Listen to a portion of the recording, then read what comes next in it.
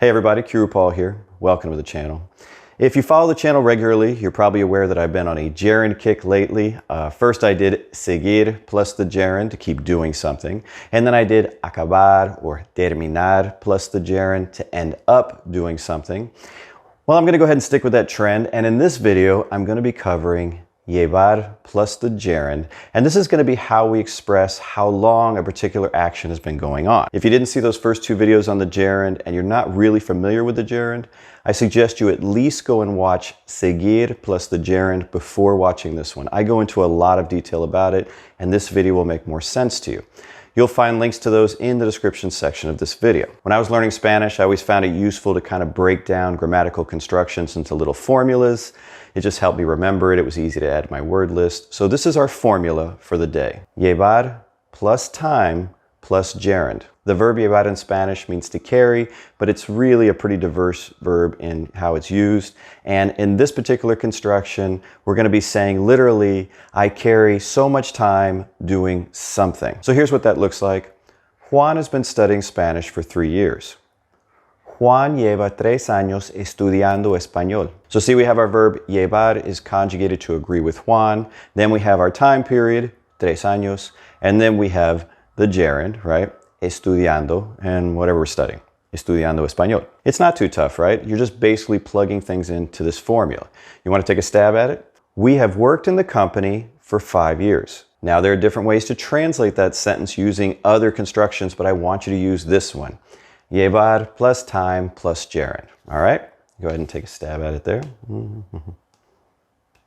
Okay, you ready?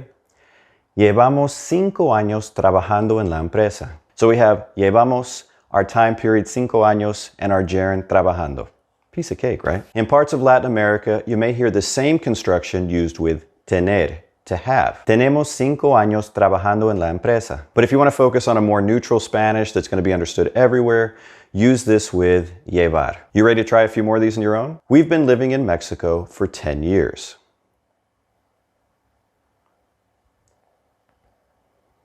Llevamos 10 años viviendo en México. Did you get that one? Let's do another one. How long have you been studying Spanish?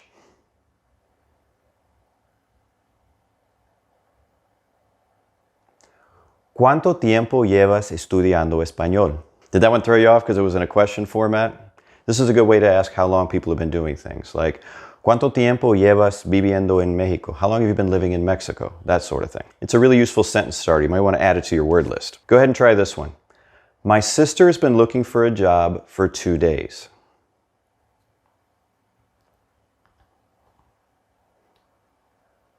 Mi hermana lleva 2 días buscando trabajo. So what do you think about that construction? Pretty cut and dry, drop things in, really easy to use. So I'm going to tweak that formula just a little bit to say something slightly different. And in this formula, we're not even using the gerund. We're going to use the infinitive. And here it is. Llevar plus time plus sin, which means without in Spanish, plus infinitive. And this is going to express how long it's been since you did something, but more literally, how long you've not been doing that thing. Here's an example.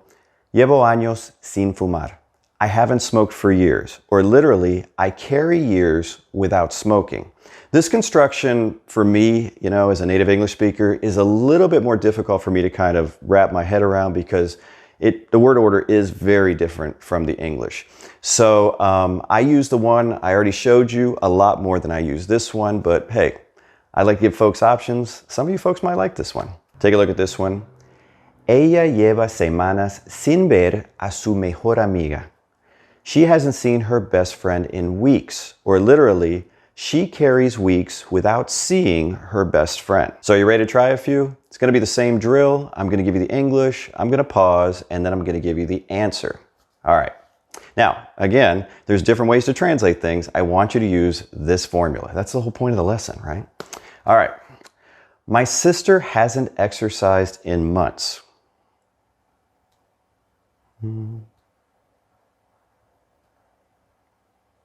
Mi hermana lleva meses sin hacer ejercicio. So literally we have, my sister carries months without doing exercise. Did you get that one? If you did, that's great, because this is not easy for English speakers, the one with sin. And some of you may be wondering, all right, why aren't we using the gerund there? Why are we using, the infinitive after sin? Why? Well, because that's what we do in Spanish. We don't use the gerund after prepositions. We always use the infinitive. And sin, without, is a preposition. This is why I say it's helpful to learn a little bit of Spanish grammar, because you can apply those rules. You're like, okay, I know that I'm not going to use the gerund after a preposition. So, well, that was easy. That took me, a few seconds to learn, and I can apply that to all kinds of situations.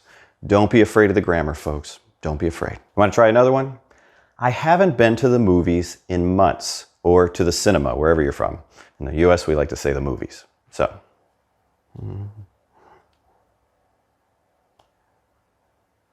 Llevo meses sin ir al cine. Literally, I carry months without going to the movies or the cinema. Starting to get the hang of it yet? All right, let's do another one. How long has it been since you visited your parents?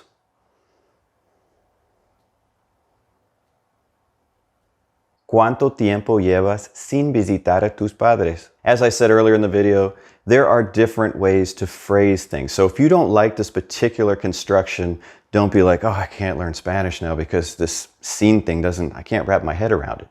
I don't use this particular construction. I do sometimes, but if I was going to ask somebody, like how long it's been since they did something, I usually phrase it differently. I would ask something like, ¿Cuándo fue la última vez que? When was the last time that something happened, right? ¿Cuándo fue la última vez que visitaste a tus padres? When was the last time you visited your parents? ¿Cuándo fue la última vez que fuiste al cine? When's the last time you went to the movies?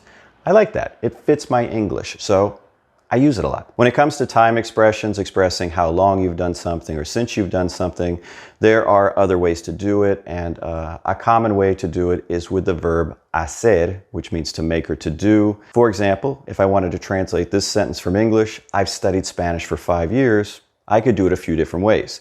I could do it the way, I taught you today. Llevo 5 años estudiando español. Or I could say, hace 5 años que estudio español. Or I could say, estudio español desde hace 5 años. I plan on doing another video where I talk about the different ways to express time. I'm going to get into hacer a lot with that one. I'm just trying to keep these videos under 10 minutes. People seem to like that format, that short and sweet format, right? All right. Well, if you liked the video, just do me a favor and give it a thumbs up. And until next time, hasta luego.